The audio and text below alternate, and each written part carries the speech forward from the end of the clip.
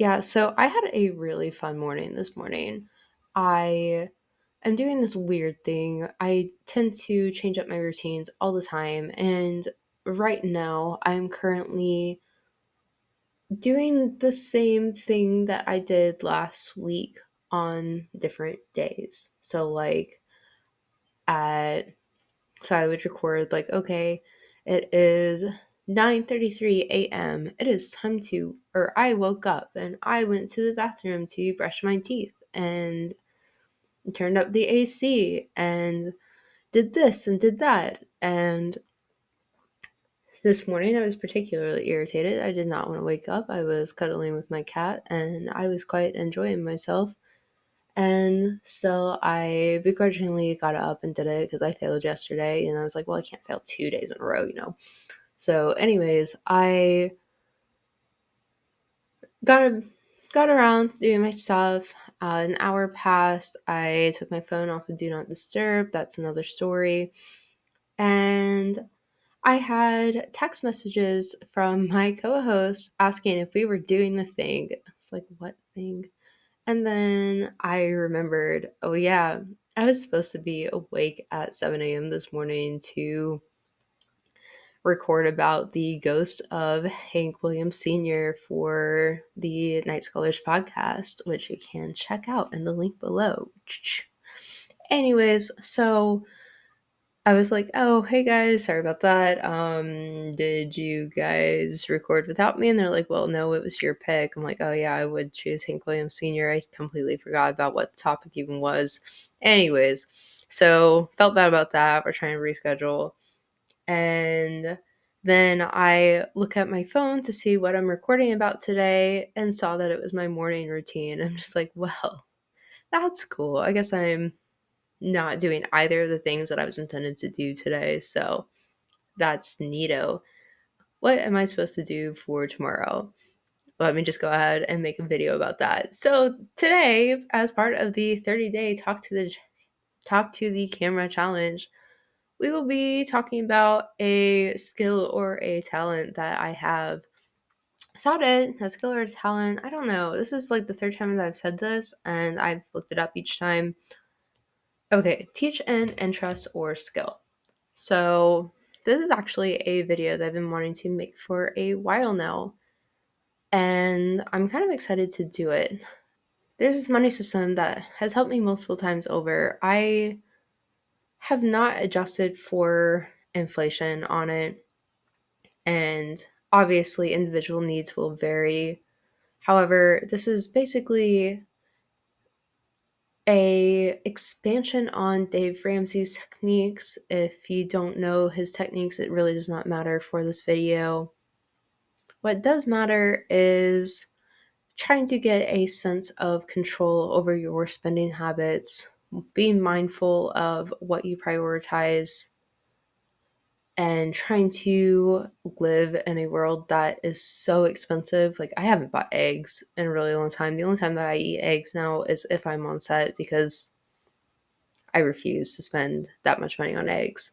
Anyways, so let's get straight to it. Oh ho, ho ho. All right, I'm going to draw a little line here because that's for my faces, right? Yeah, good enough. All right. So, yeah, what this does is it divides your money into different categories. So we have groceries,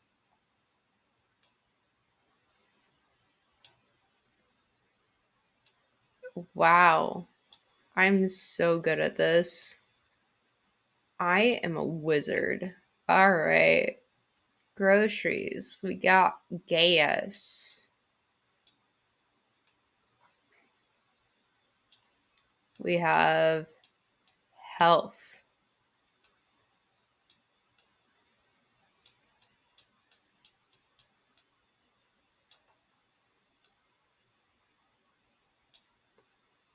We have restaurants.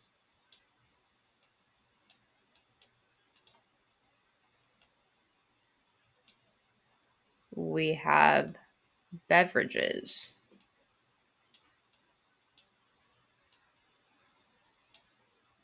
And we have miscellaneous.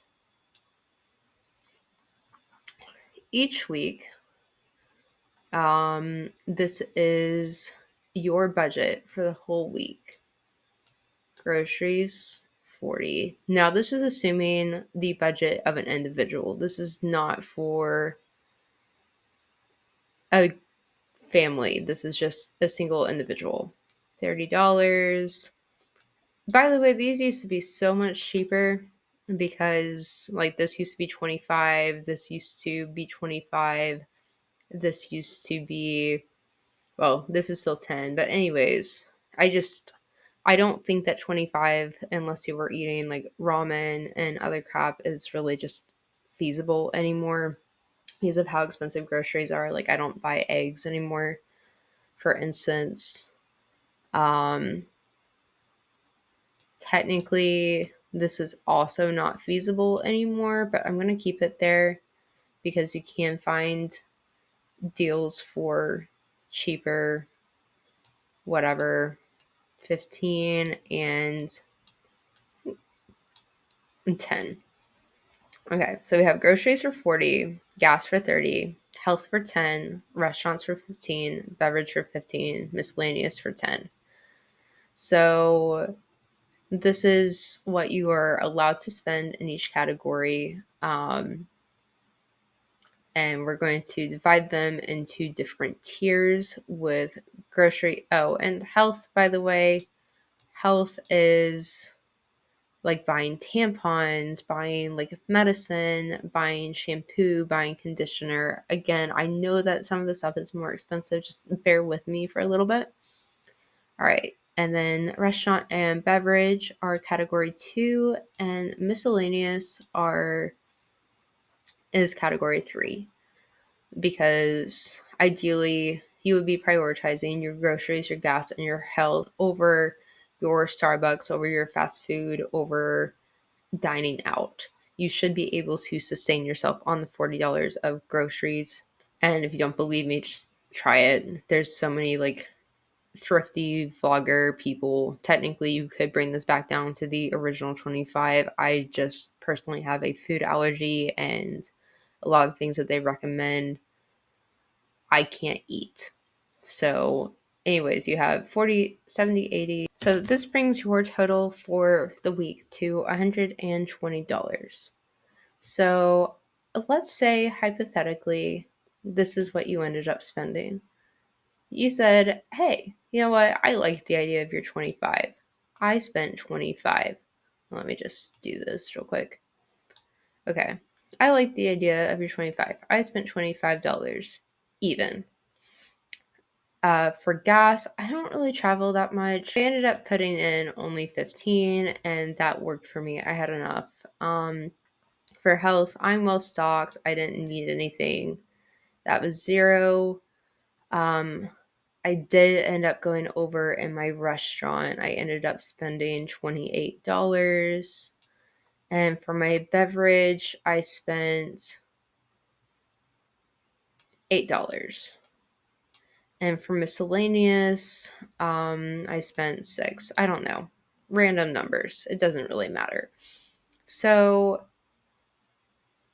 your new budget for the next week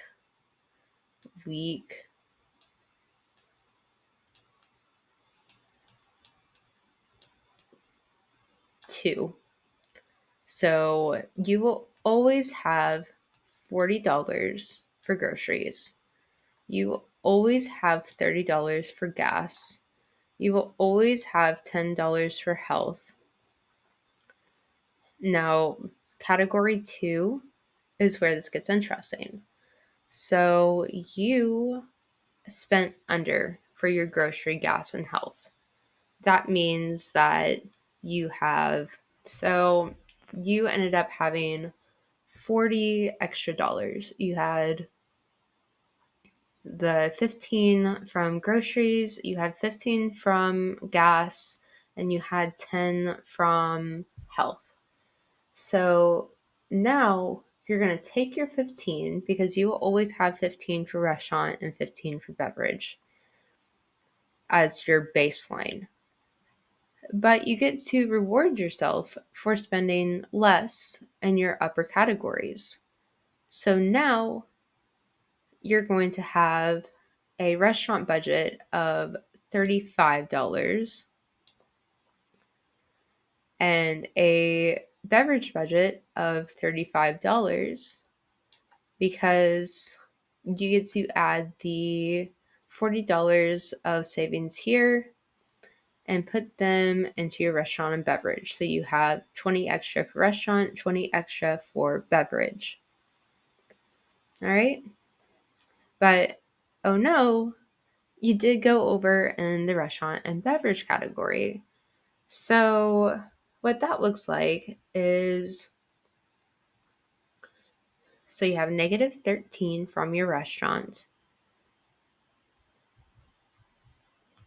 and you have a positive 7 from your beverage.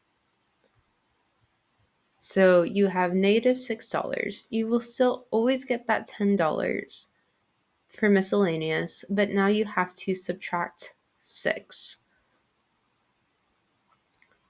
You saved $4 in miscellaneous, and that $4 that you saved in miscellaneous from the last week gets to go towards this budget. So you have a negative 6 from restaurant and beverage, and you have a positive 4 from miscellaneous, plus your 10 that you get every single week regardless. You can say your new beverage for miscellaneous for the week is now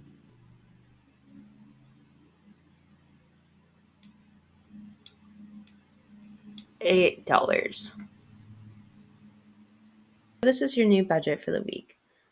You have 40, which is your baseline for groceries, 30, which is your baseline for gas, 10, which is your baseline for health, 35 because you brought 20 over from your savings from last week from category 1, and 35 for beverage because that is the also your remainder. So you divided the 40 by 2, you got 35, 35. And for miscellaneous, this is